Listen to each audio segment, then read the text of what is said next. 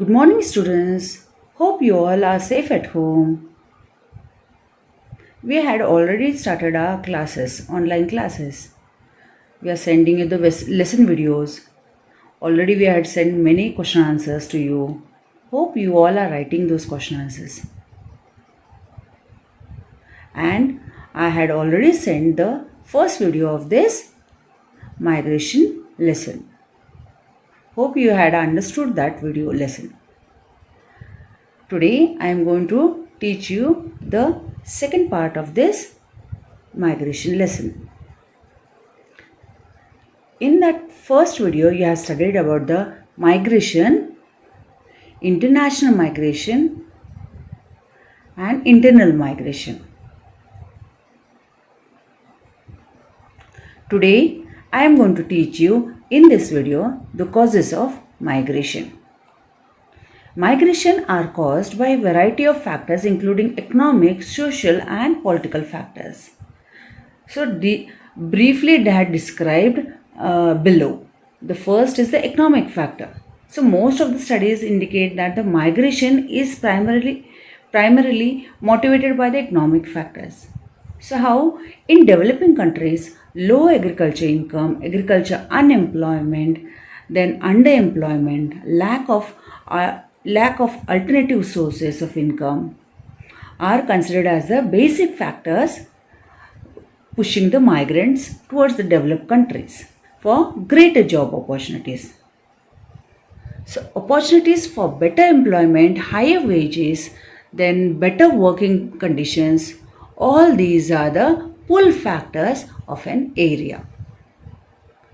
So introduction of the capital intensive methods, new intensive methods like irrigation by introducing the irrigation facilities or using high yielding varieties, using the best quality machines in the agriculture sector to increase the production. So because of this, what had happened? It had reduced the labor requirement in the rural areas. So the non-availability of the alternative sources of income in rural areas is also an important factor for the migration. So people start moving from rural areas to the urban areas.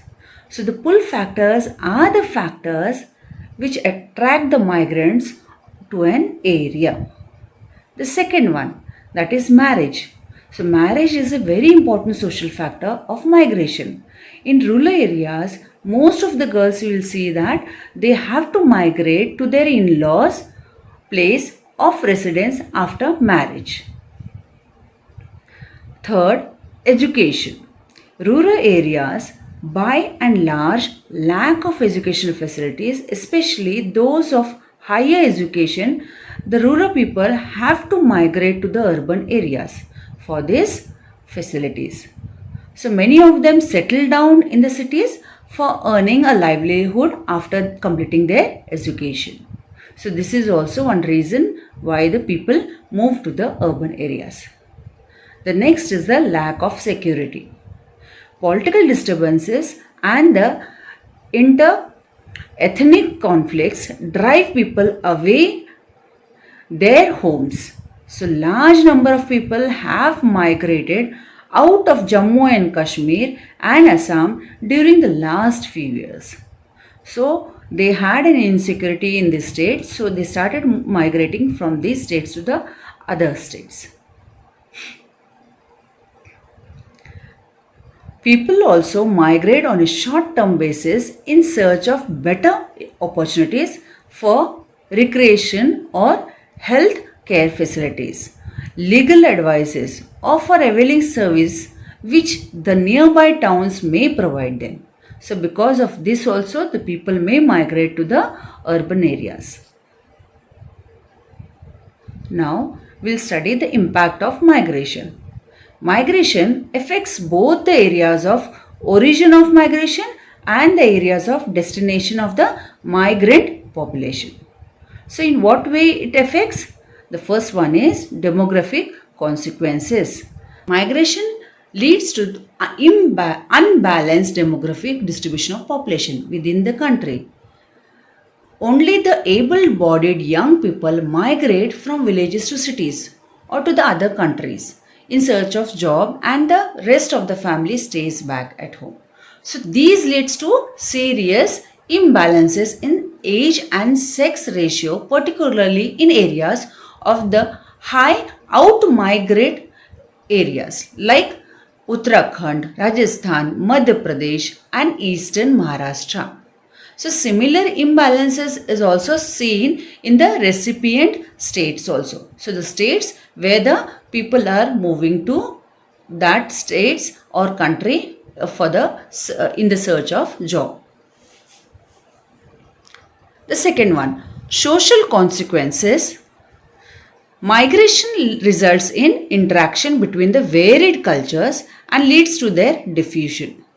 So what happens? The receiving areas receive people belonging to different cultures, different religions.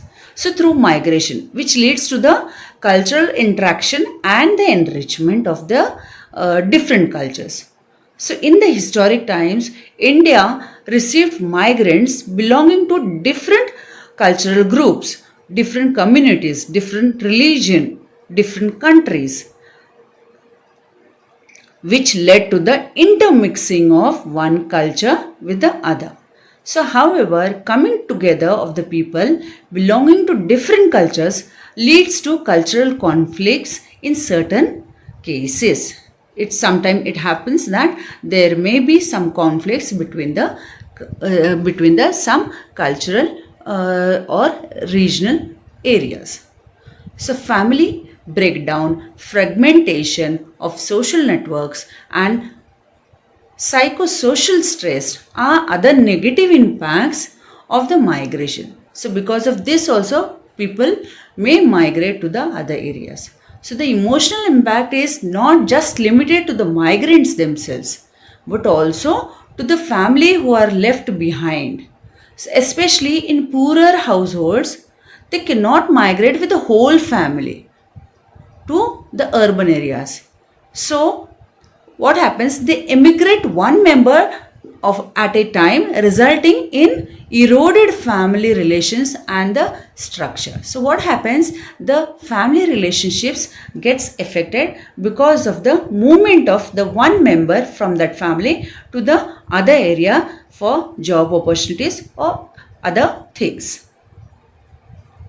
So, most internal as well as the international migrants end up in the cities of developing countries, putting enormous pressure on the limited resource. So whatever the resources are available, here the pressure comes on these resources.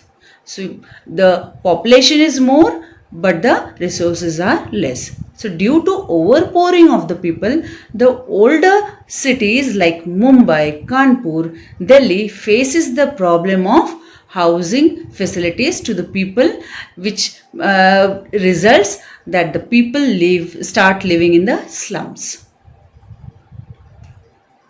The third is economic consequences. So migration of people, just as international trade, has a direct impact on both the sending country and the receiving country.